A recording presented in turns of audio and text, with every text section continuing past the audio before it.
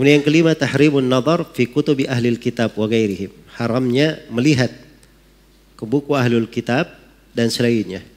Jadi tidak boleh melihat kepada kitab ahlul kitab. Apakah Taurat atau Injil. Ya. Ini terkait dengan kitab aslinya ya, yang belum berubah. Apalagi kalau kitabnya sudah apa? Sudah berubah. Iya. Sudah banyak diganti.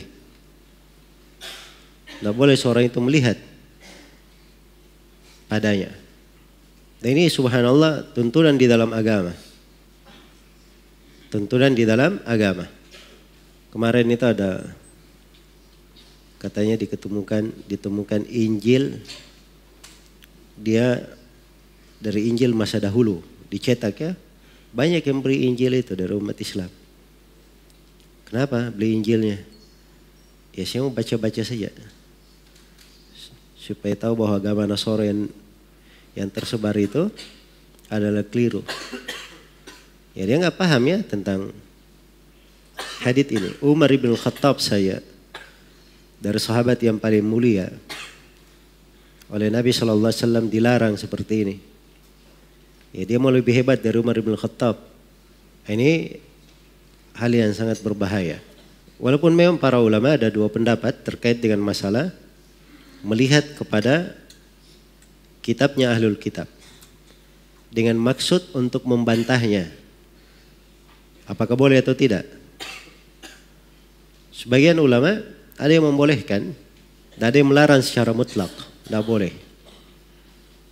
Walaupun yang benarnya bahwa dibolehkan kalau ada maslahat yang jelas ya, maslahat yang jelas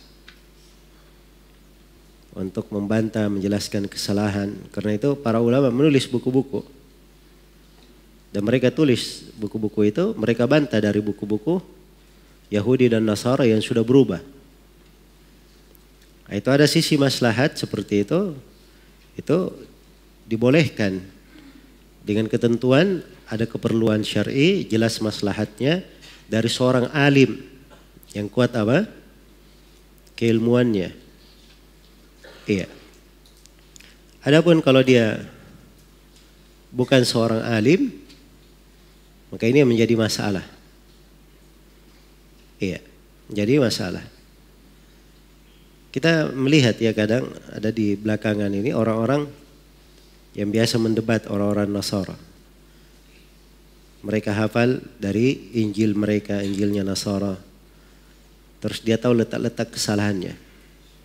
Tapi karena bukan seorang alim, ya banyak kekeliruannya. Di dalam membantah, dan bahkan pada sebagian hal kadang dia terpengaruh. Dan dia tidak sadar. Ini rumitnya pembahasan. Jelas ya? Karena itu hadits ini adalah hadits yang sangat agung. Peringatan untuk kita semua. Diharamkan melihat kepada buku ahlul kitab. Demikian pula selain ahlul kitab. Ya kalau ahlul kitab saya, yang buku mereka itu, yang berubah pun masih ada kemungkinan bagusnya. Apalagi buku yang tidak ada jaminannya. Demikian pula melihat ke dalam buku ahlul bidah. Itu disepakati oleh para ulama akan haramnya melihat ke buku-buku ahlul bidah. Kecuali orang yang ada keperluan di dalam melihatnya. Ada keperluan di dalam melihatnya. Untuk membantah. Ya. Itu tadi dia punya bekal. Karena itu banyak di antara umat Islam di masa ini keliru jalannya. Dan juga sangat disayangkan sebagian penuntut ilmu seperti itu.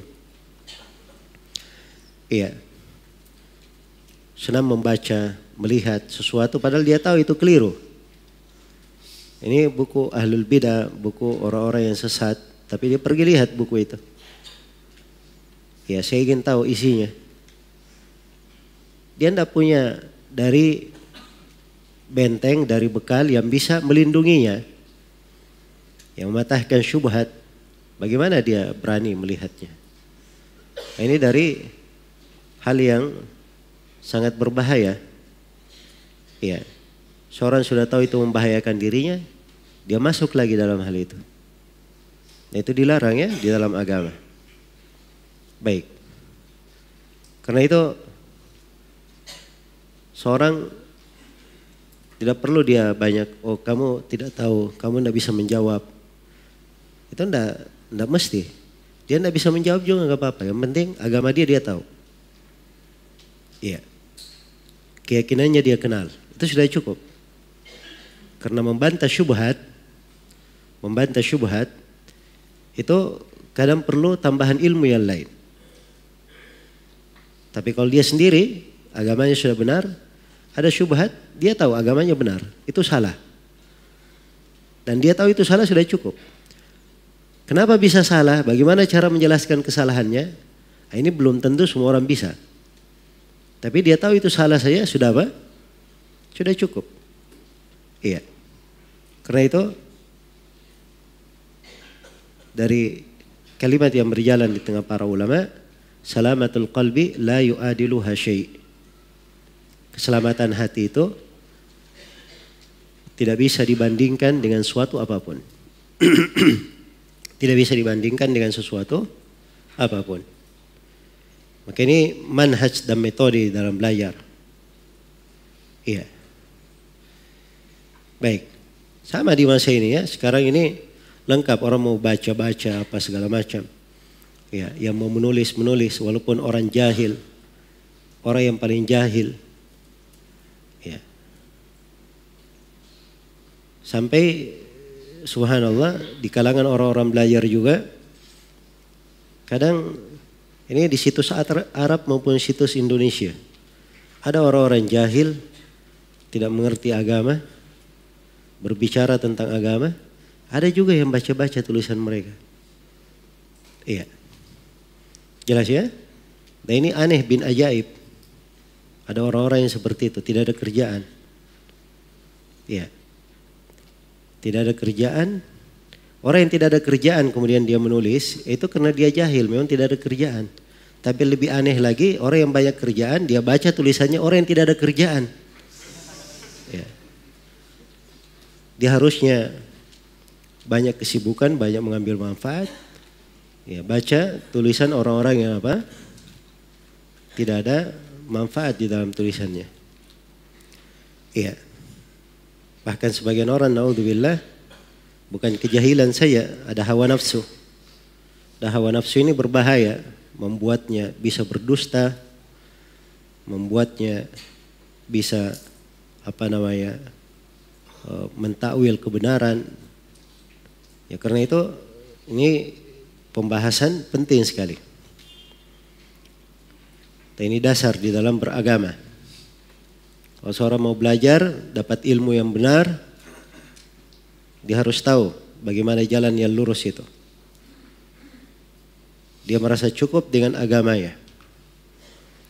Kalau dia pelajari agamanya, nanti di dalam agama itu tampak mana jalan yang benar, jalan yang batil. Kelihatan nanti. Kalau dia belajar terus. Tidak perlu dia Dia masuk sibuk-sibuk kepada perkara yang kadang belum saatnya dia masuk di situ. Belum saatnya dia masuk di situ. Ya dulu waktu awal-awal kali belajar, awal kali datang ke Yaman, saya pernah tulis pertanyaan ke Syekh Mukbil, kertas. Kita kalau nulis pertanyaan itu, tulis pertanyaan, saya di belakang sana, saya lempar ke depan. Nah, nanti kena orang depannya lempar lagi ke depan. Sampai ke dekat Syekh. Saya lihat pertanyaan saya dibaca oleh Syekh. Syekhnya senyum-senyum saja. Setelah itu disimpan pertanyaannya. Beliau membaca pelajaran. Iya. Tahu apa pertanyaan saya? Saya bilang, Syekh, saya penuntut ilmu yang baru. Saya belum terlalu banyak kenal tentang sururiyah dan haddadiyah. Tolong diterangkan apa sururiyah haddadiyah itu. Ketawa Syekh baca. Simpan pertanyaannya. 2 tahun setelah itu, Syekh bicara. Beliau nasihati murid-muridnya. Kata beliau, ya ikhwan, tinggalkan buku-bukunya Syekh Rabi'. Tinggalkan buku-buku Salman Al-Auda, Safar Hawali. Kalian belajar saja Al-Quran dan As-Sunnah. Ya. Setelah pelajaran, saya masih bahlul waktu itu, datang ke Syekh. Ya, saya bilang sama Syekh, ya Syekh, sekarang kalau saya nggak baca buku-buku Syekh Rabi' atau baca buku-buku ulama yang membantah Salman Auda, Safar Hawali, bagaimana saya tahu mereka ini sesat? Kata Syekh, kamu belajar saja, belajar. Ya, subhanallah, semakin lama saya belajar, saya semakin tahu bahwa guru saya ini seorang pendidik besar. Dan yang benar ucapan beliau. Ya, karena seorang yang belum waktunya dia membaca, belum waktunya dia masuk dalam hal yang seperti itu menyibukkannya dari apa? Dari mempelajari ilmu. Iya. Dan kalau orang sibuk saja dengan Al-Quran dan Sunnah, dia akan tahu nanti. Dan Syekh sendiri di dalam perbuatannya, beliau terangkan yang benar. Ya, hal-hal yang Syekh Rabi' di situ benar beliau jelaskan. Kekeliruannya Salman Al-Auda, Safar Hawali beliau terangkan ke murid-muridnya supaya dihindari. Beliau ingin memberikan pengajaran bahwa yang berbicara seperti itu bukan kalian. Kalian itu kerjanya belajar.